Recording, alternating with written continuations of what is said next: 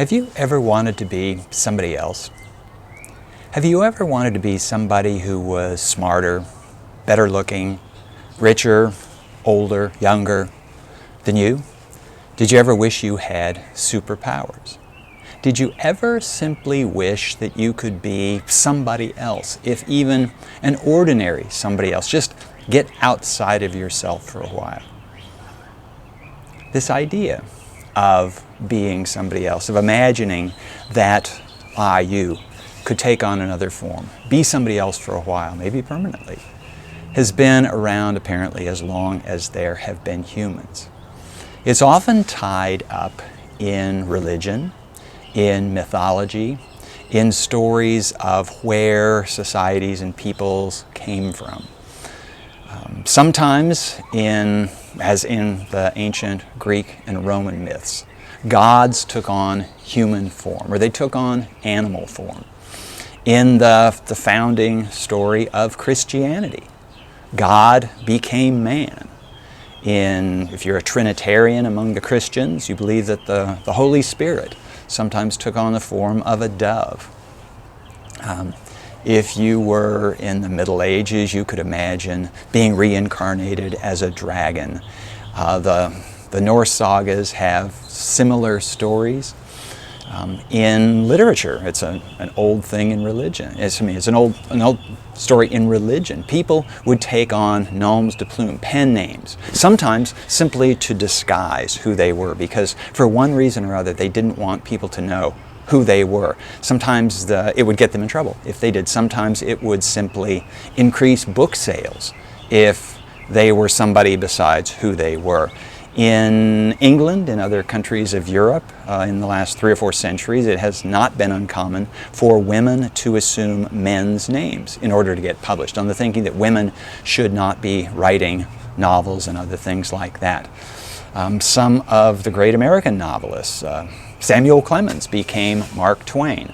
And so this whole idea of taking on another identity, and I should add that this goes right up to the present, with, in the 20th century, with the whole idea of the comic book superhero. So Clark Kent became Superman, and Peter Parker became Spider-Man, and I don't know all the other Avengers and who their alter egos are, but this concept of an alter ego, another I, that's what the Latin means, is as old as humanity, and it seems to get at some fundamental desire to be, if only temporarily, somebody different, somebody better than I am.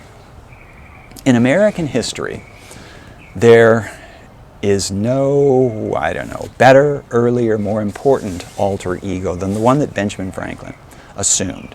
Ben Franklin, printer in Philadelphia, decided that he was going to become somebody else.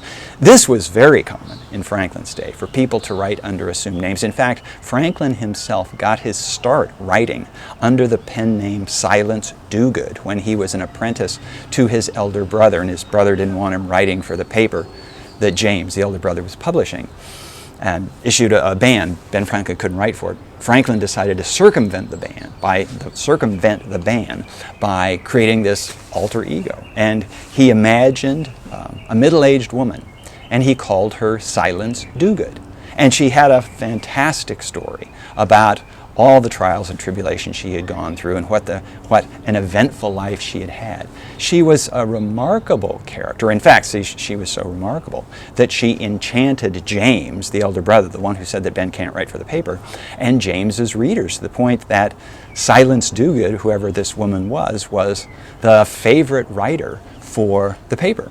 And when Ben Franklin finally revealed that he was Silence Dogood, it led to fisticuffs between the two and a falling out that prompted Ben Franklin's decision to leave Boston, to run away from Boston and start a new life eventually in Philadelphia. Now, in the case of Silence Dogood, nobody really believed that her name was Silence Dogood. After all, silence, in those days, this was considered a virtue for women. Women were often said to talk too much. So a woman who was not so talkative, Silence, was a virtuous woman in that regard, and do good, what could be better than doing good? So everybody knew that this woman's real name wasn't Silence Dogood. What they didn't realize was that this woman was a 16-year-old boy, anyway. So Franklin was used to the idea of putting a name other than his own to his work. And as I say, sometimes this had reasons of, well, politics. So people who were engaged in political disputes often would not sign their names.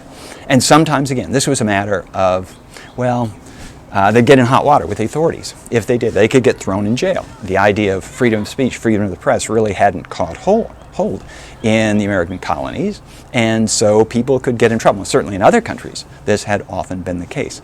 But there was another reason behind it, and that was that political arguments generally, were thought better if they could stand simply on the evidence, on the strength of the argument adduced, rather than on the authority of the person making the argument. And so a good argument was a good argument, no matter who wrote it. And so it wasn't necessary for the public to know, the readers of the newspaper, to know who was behind the argument. And likewise, a bad argument was a bad argument, even if made by the most distinguished person. In fact, probably the most important political arguments in American history. The arguments made by the Federalist Papers in support of the ratification of the Constitution. At the time they were written, nobody knew who wrote them. They were all signed the same Publius, and Publius was this public-minded citizen. It's a Latin term meaning roughly that. And turns out they were written by James Madison and Alexander Hamilton and John Jay. But the fact that they were all written sort of under the same name gave them a unity of argument that if they were written by the individuals, they wouldn't. For a long time in America, newspapers were in the habit, newspapers and magazines were in the habit of publishing stuff with no attribution, so nobody knew who wrote it. These days, pick up any newspaper, the Washington Post, the Wall Street Journal, the New York Times, and you'll see the byline, the author's name. We live in a time when, for the most part, it is expected that people will own up to what they have written. And this is what I wrote, this is who I am. Of major magazines and newspapers that I can think of in the world today, the only one that still retains its anonymity is The Economist. It's a weekly, it calls itself a paper, we'd call it a magazine, published out of London, although there's an American edition. And they hold the line against saying who wrote which piece. And there is a kind of authority that comes with all writing together. Anyway, I should add, though, that there has been a change in the last 20 years or so away from this idea that you have to write down who you are. So if you write a letter to the editor of the New York Times, the Washington Post, the Wall Street Journal, they won't publish it unless you put your name to it, because this idea of anonymous arguments, because the argument against anonymous arguments is, well, I don't know where your self-interest lies in this, and if I did know, it might cause me to appreciate them more or to discount your argument. The one place where anonymity has crept back in is in social media. So the Wall Street Journal will not publish in the paper an unsigned letter to the editor. But in the comments section, you can put down whatever your alter ego is, your nom de plume, your username, and get away with it. So social media have taken us back to the time when you could publish and nobody has to know who you are. Anyway,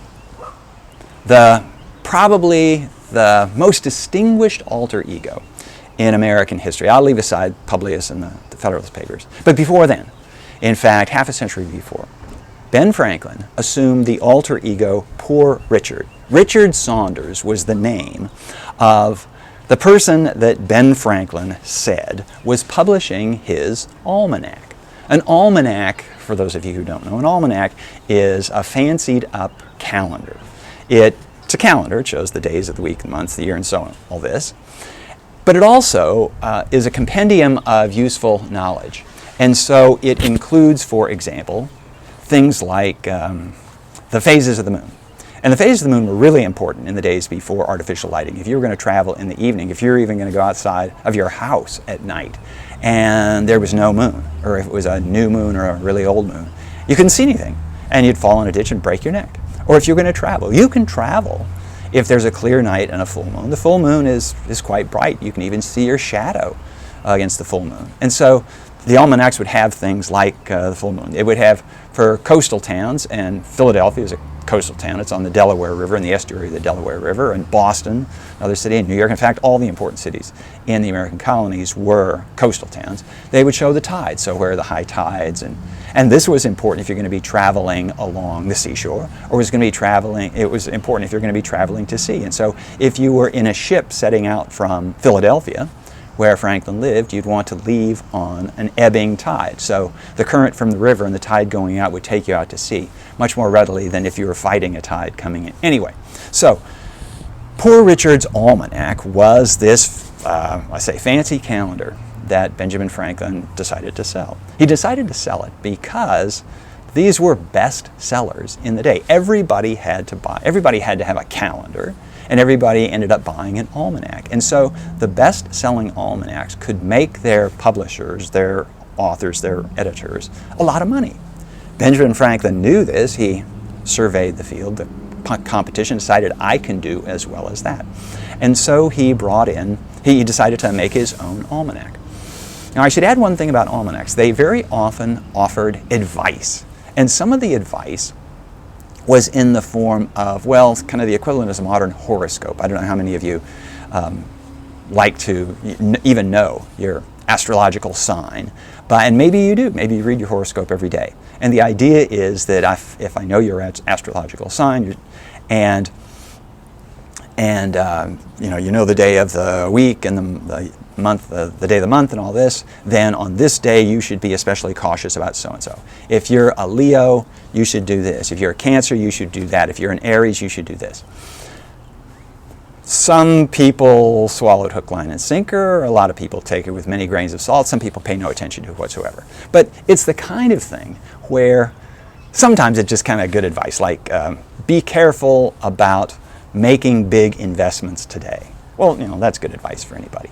So, anyhow, Ben Franklin decides he's going to make one of these almanacs, and he's pretty sure he can do a good job at it because he wants to provide entertainment value as well as just the usual stuff that everybody needs. So he devises this character, Richard Saunders. And Richard Saunders is an astrologer. Well, he called himself an astronomer because the astrologers, they actually paid attention to the movements of the heavenly bodies, and they considered themselves, or they called themselves, scientists. And this because in those days, when science was much more rudimentary than it is today, explanations of what happened, why do some people catch ill and fall dead? Why is somebody struck by lightning? Why does somebody's crop thrive and another farmer next door's crop do very poorly? If you don't know what the causes of things are, if you don't know, for example, what the causes of disease are, and people didn't in those days, well, maybe your stars were misaligned or something. And why do some bets pay off? A bet on a new business or a bet on a horse race. Why do some pay off and others not? And so, if you don't have any scientific explanation for this, well, maybe you seek a scientific explanation, and maybe the distant stars and the planets and their motion have something to do with life here on Earth. It's not a real stretch. I mean, after all, you go outside on a sunny day, you can get sunburned, and it seemed to be the case that the moon was involved in the tides. So if the moon can pull the tides from that great distance, why can't the stars, the planets, why can't they have an influence on human life? We just don't know what that influence is yet. Now, in history, people have long ascribed that to the gods. Well, there was kind of a shady boundary between astrology and the gods and all of this, what we would call pseudoscience, because we live at a time when science has figured out what the causes of lots of things are. Anyway, Franklin is going to buy into this. Did Franklin believe in astrology? No, he did not. He had a really sound scientific mind. He wanted hard evidence for things, but he knew that his readers were quite willing to accept, at least with a wink and a nod, these various astrological explanations for things. But the last thing, and one of the reasons that people bought these almanacs, was that they were supposed to be fun to read. They were supposed to be entertaining. And very often, on a page that had a calendar, let's say the month of July. And if the month of July, let's say, ended, if the last day of July was a Wednesday on a given year, then there would be blank spots for Thursday, Friday, laying out the weeks in the way they are, Sunday to Saturday. So Thursday, Friday, and Saturday would be blank. And just rather than leaving just blank space, Franklin and other almanac makers would fill them in. And they would fill them in with jokes or bawdy stories, or in the case of Franklin, bits of advice. And so Poor Richard, Franklin's alter ego, became known for the kinds of advice that he would give. And some of these have become just part of American folklore. A penny saved is a penny earned.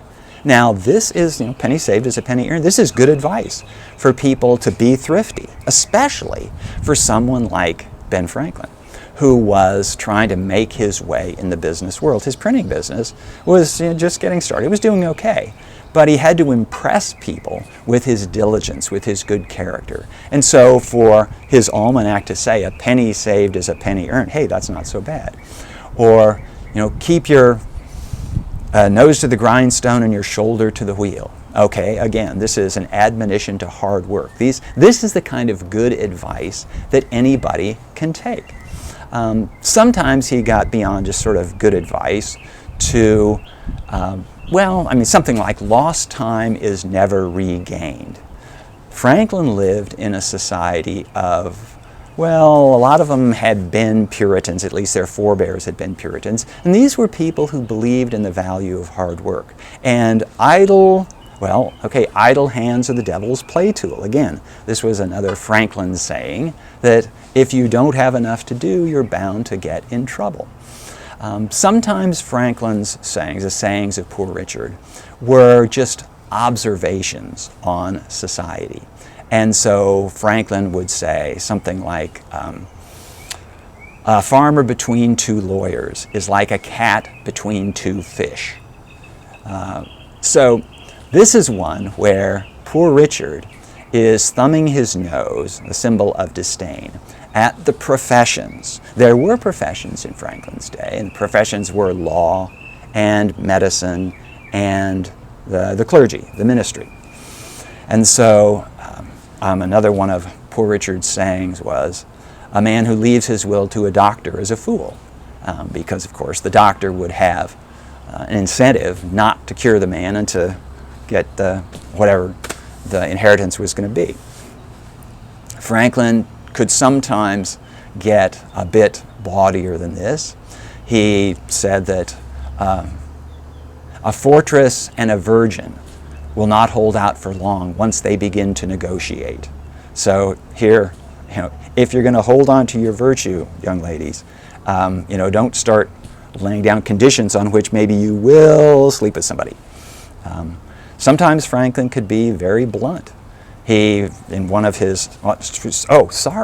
I say Franklin could be very blunt, the whole point of all this was that Franklin could deny saying this. It was Poor Richard who said this. And this is the great advantage of the alter ego, because you can say, it's not me. This is like when somebody decides to write a book about his or her childhood.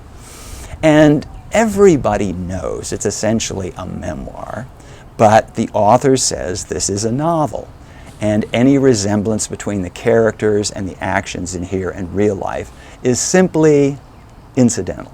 Well, everybody knows that's not true, but it's a fiction that they hold on to. So if you say something about your parents or your siblings that they don't like, you can say, no, this is a novel, I just made it up. This is, this kind of falls in that category of useful fictions. So other things that Franklin would sometimes say is he would say that, to be very blunt, he would say that force shits on reason's back. Now, stop and think about that one for a moment. Leaving aside the terminology, what he's saying is, basically what he's saying is not quite that might makes right.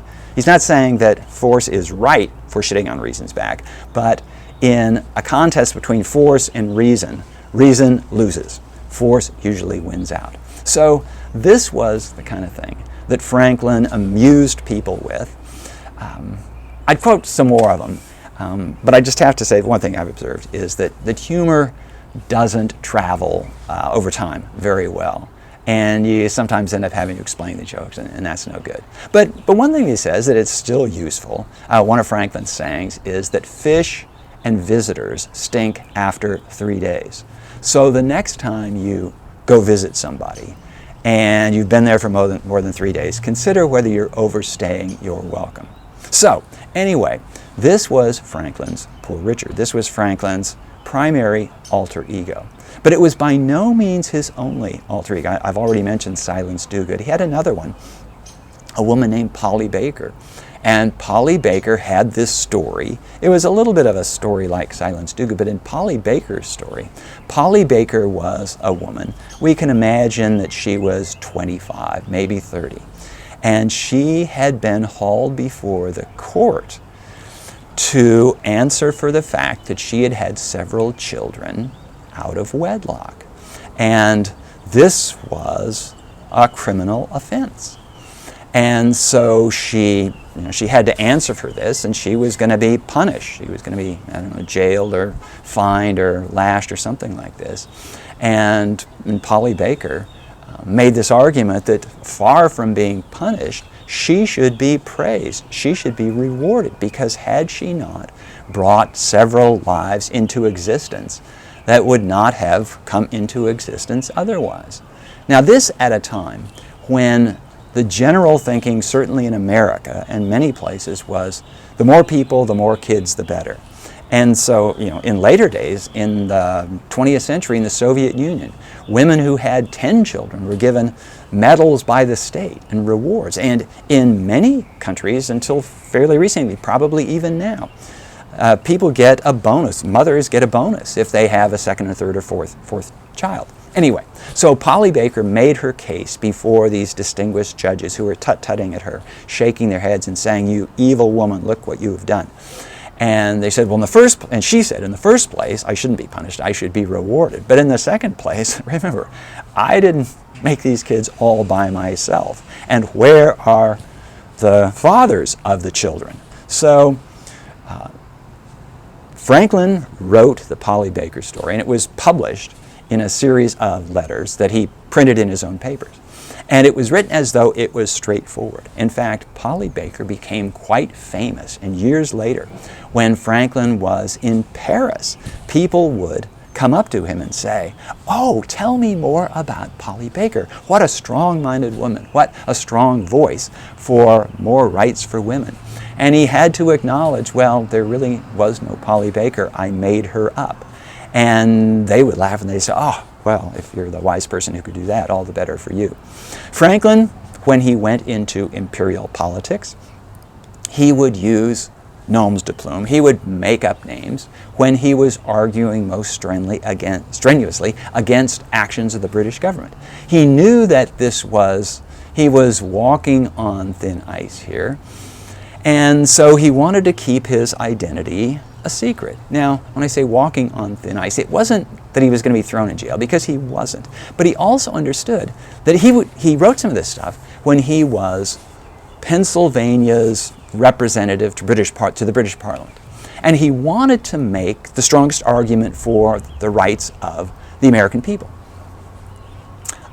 But he knew that if he took a public position under his own name, it would be very difficult for the British government to negotiate seriously with him, because it would seem as though the government was backing down in the face of these arguments by this upstart American.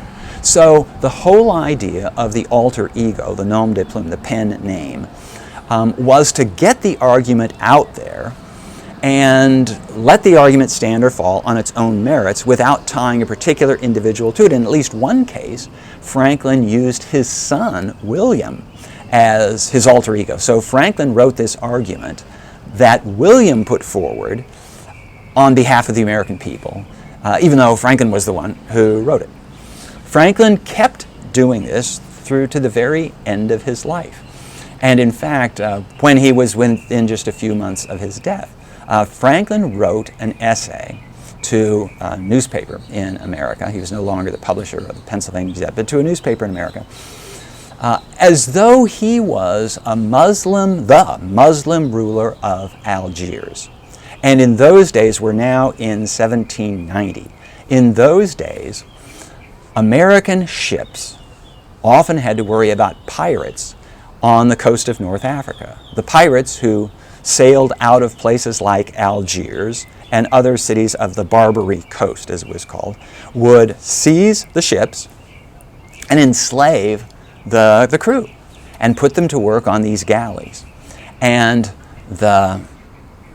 this Muslim ruler of Algiers wrote this piece defending the enslavement of Christians and putting them to work on board the ships.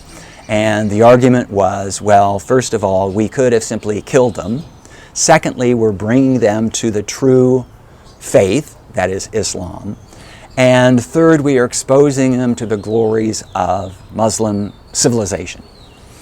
And readers of this article, as they read along, would realize that, wait a minute, these are exactly the arguments that are being made by American Christians for enslaving black Africans. And this was one of the points of the nom de plume, of the alter ego. Franklin could make this argument in a very pointed way, but it was pointed like a very sharp needle rather than a brickbat or a sledgehammer. So people would read this as though this was the real deal, and then realize that if they criticized Muslims in North Africa for enslaving Christians, white Christians, then they really had to criticize white Americans for enslaving black Africans. So this is the story of Franklin's alter ego. Poor Richard outlived Benjamin Franklin. American school children, American school boys especially, read the sayings of Poor Richard for generations. And some of them kind of got sick of this. Mark Twain, who has his own alter ego, he used to say that he just hated to have to read this stuff because it was always insisting that he do good when he wanted to go out and do mischief. So, this is, as I say, and people still remember, sometimes still quote Poor Richard. Now, we've got Ben Franklin and we've got Poor Richard. And as I say, Poor Richard was a very successful alter ego, one of Franklin's many alter egos. But I sometimes wonder if the most successful alter ego of Ben Franklin's, of all of them, was Ben Franklin himself. I wrote a book about Benjamin Franklin, I wrote a biography of Benjamin Franklin. And when I write books about people, I do my best not to fall for them. I do my best to keep my distance so I can maintain an objective, a detached point of view when I can say they did well here, they did badly here. And so I do this. And for nearly everybody that I've written about, I've been able to do this, I think, reasonably well. With Franklin, I'm not so sure. I have a sister. My sister Lori is very interested in, my sister Lori believes that everybody has at least two sides to their characters. There's the light side and the dark side. And she is very entranced with the idea of the dark side. And when I was writing about Franklin, I used to see my sister Lori. We would get together summers on the Oregon coast, where I would bring my kids, she would bring her kids, my other siblings would bring their kids, all the kids would get together, and Lori and I would go for long walks on the beach. And she would ask me what I was working on. I'd say, I'm working on Benjamin Franklin. And she would say, well, have you gotten in touch with Franklin's dark side? And I said, well, I don't think Franklin had a dark side. And she would say, Bill, have you gotten in touch with your dark side? And I said, well, Lori, honestly, I don't think I have a dark side either. And she said, well, that's exactly the problem. That everybody has a dark side, and unless you get in touch with your dark side, you'll never get in touch with Franklin's dark side. So I don't know. I don't know if I was finally suckered by Franklin in the end by this, and maybe all I saw was his bright side. But if true, Franklin's alter ego, his ability to take on somebody else, was one of the things that gave him great power. But as Poor Richard would have said, with great power comes great responsibility. Or wait, Maybe that was Spider-Man.